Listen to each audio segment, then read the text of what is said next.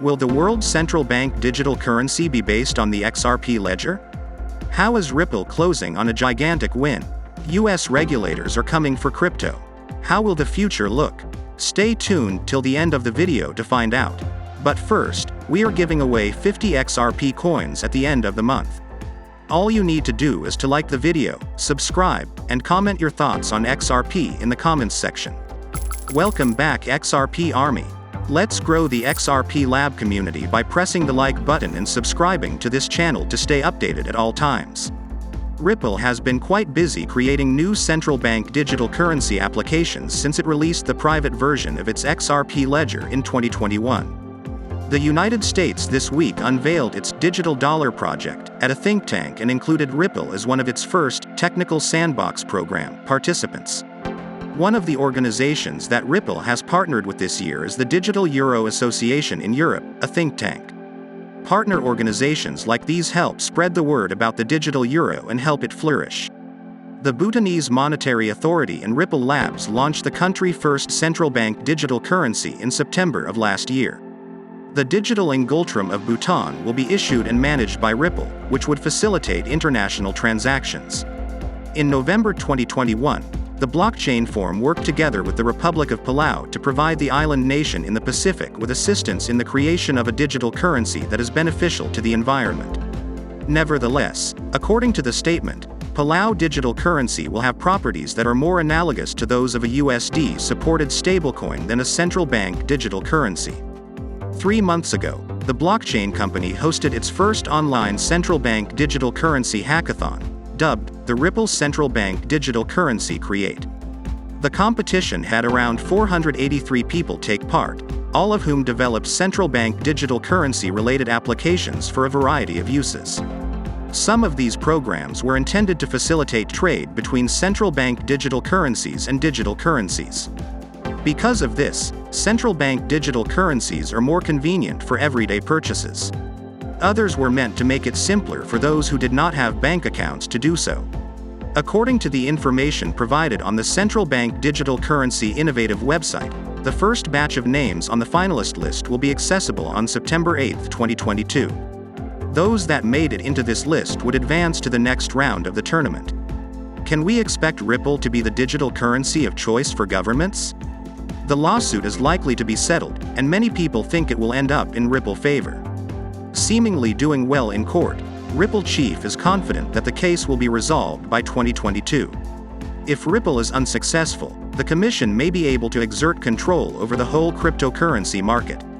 During the first court hearings of the Security and Exchange Commission case filed against XRP, the overwhelming majority of replies and community support were visible across all social media platforms.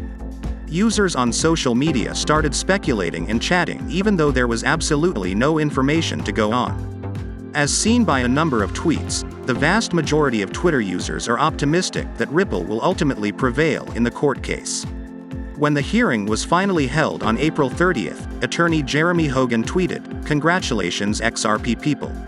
At the hearing outset, the phone system had already reached its capacity of 4,000 viewers. This case has high interest, and the court knows it. Mission accomplished. I need to finish up some pleadings and then home to video. The post continued, with Seal Nullia claiming that Ripple attorneys just showed out that the Security and Exchange Commission disguised their conduct from Ripple, hid it from foreign regulators, and most egregiously hid their acts from this court. Boom. In other tweets, community members expressed a range of opinions, with some suggesting the commission is caught in an elephant trap, others suspecting the agency is concealing something by refusing to produce records, and yet others accusing the commission of manipulating XRP prices. Since then, the case has been one of the most talked about issues in the news. Numerous hearings were held, and a wide range of viewpoints was exposed. Some may be wrong, but many people think Ripple will win. Brad Garlinghouse has stated his hope for a resolution before the end of 2018.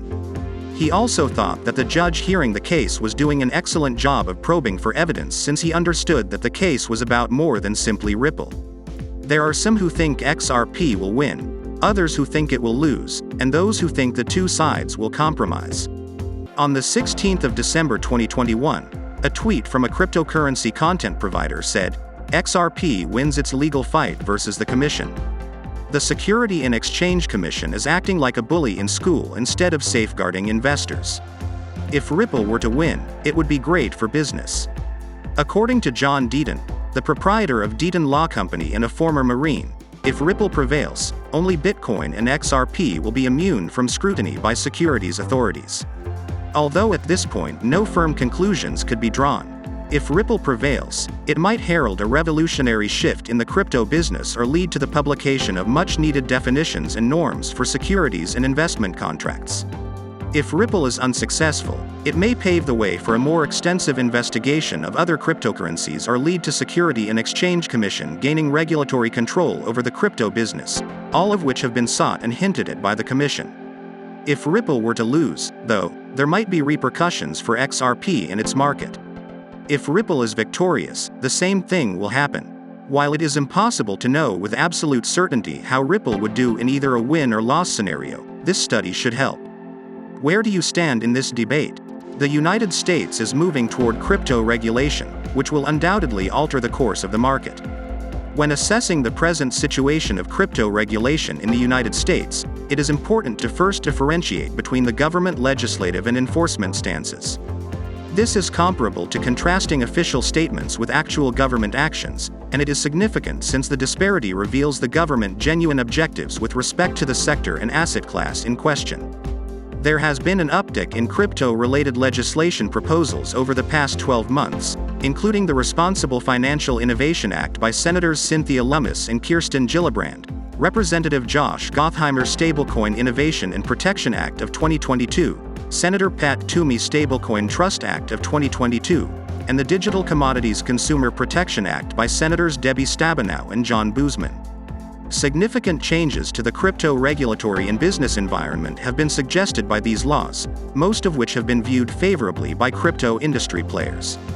First and foremost, the Commodity Futures Trading Commission would supplant the Securities and Exchange Commission as the principal regulator of the asset class, with jurisdiction over both spot and derivatives markets. Up until recently, this was seen as a much-needed shift by some in the sector who have grown weary of the Security and Exchange Commission's strict regulation by enforcement policy. If these proposals become law, another important shift will occur: the implementation of far stricter standards for producing and administering stablecoins. As a result, stablecoin issuers may be required to hold 100% of their funds in reserve, and an outright ban on unbacked, algorithmic, or endogenously collateralized stablecoins may follow. Stablecoin issuers would probably need to either own Arduous to obtain bank licenses or register with the Federal Reserve. In doing so, deepening risks in the Bitcoin market would be greatly mitigated. If the blockchain industry begins to rely too much on regulated stablecoin suppliers, it risks centralization. However, the White House new comprehensive framework for regulating the digital assets field is likely the most significant advance on the legislative front. After President Biden issued an executive order in March titled, "Ensuring Responsible Development of Digital Assets," the framework was released on September 16. It includes the thoughts and suggestions of the Securities and Exchange Commission, the United States Department of the Treasury, and many other government agencies on how to regulate crypto assets. By expanding enforcement actions against illegal practices, encouraging users to shift to government-issued and controlled centralized payment solutions like FedNow and central bank digital currencies, amending the Bank Secrecy Act to apply explicitly to digital assets, and using the country's standing in international organizations to promote greater cross-border cooperation, the framework provides the clearest overview to date of how the Biden administration intends to deal with cryptocurrency. If the government starts following through on its promises, the U.S. cryptocurrency business will start to seem more like fintech and less like the grassroots movement that aimed to build a new financial system. Stakeholders in the sector may begin to leave the United States for more crypto-friendly countries if too rigorous regulatory requirements are imposed, which might lead to a loss of expertise in Web3 and the ultimate subservience of the United States in the global crypto scene. What do you think about this? Subscribe and give us a thumbs up, and make sure to comment your thoughts on XRP in the comments section. Thank you so much for watching. See you in the next video. And before you go, there are 2 videos waiting for you at the end of this video. Make sure to watch those. Have a good one.